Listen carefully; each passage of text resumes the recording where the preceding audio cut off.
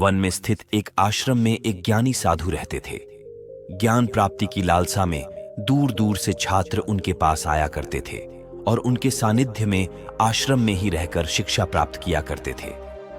आश्रम में रहकर शिक्षा प्राप्त करने वाले छात्रों में से एक छात्र बहुत आलसी था।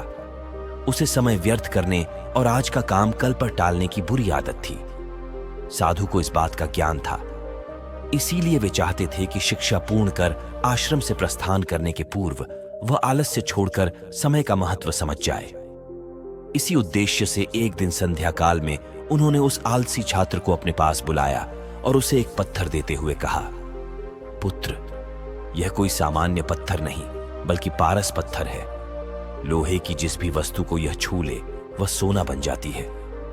मैं तुमसे बहुत प्रसन्न हूं, इसलिए 2 दिनों के लिए यह पारस पत्थर तुम्हें दे रहा हूं। इन 2 दिनों में मैं आश्रम में नहीं रहूंगा। मैं पास के गांव में रहने वाले अपने एक मित्र के घर जा रहा हूं। जब वापस आऊंगा तब तुमसे यह पारस पत्थर ले लूंगा। उसके पहले जितना चाहो उतना सोना बना लो। छात्र को पारस पत्थर देकर साधु अपने मित्र के गांव चले गए। इधर छात्र अपने हाथ में पारस पत्थर देख पड़ा।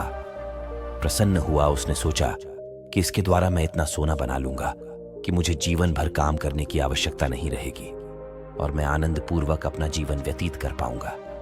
उसके पास 2 दिन थे। उसने सोचा कि अभी तो पूरे 2 दिन शेष है।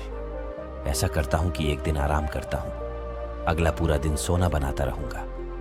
इस तरह एक दिन उसने आराम करने में बिता दिया।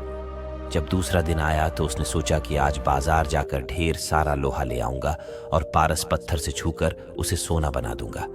लेकिन इस काम में अधिक समय लगेगा, नहीं, इसलिए पहले भर पेट भोजन करता हूं, फिर सोना बनाने में जुट जाऊंगा।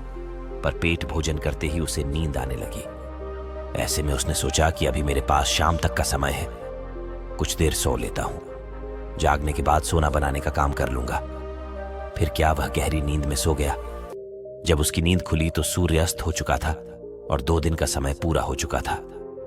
साधु आश्रम लौट आए थे और उसके सामने बीड़ी ईढ़ी धीरे थे। साधु ने कहा, पुत्र, सूर्यास्त के साथ ही 2 दिन पूरे हो चुके हैं, तो मुझे पारस पत्थर वापस कर दो। छात्र क्या करता, आलस के कारण उसने अमूल्य समय व्यर्थ गंवा दिया था और साथ ही धन कमाने का एक शुभ अवसर भी उसे अपनी गलती का एहसास हो चुका था और समय का महत्व भी समझ आ गया। वह पछताने लगा। उसने उसी क्षण निश्चय किया कि अब से वह कभी आलस नहीं करेगा। तो दोस्तों, हमको इस कहानी से क्या सीखने को मिलता है?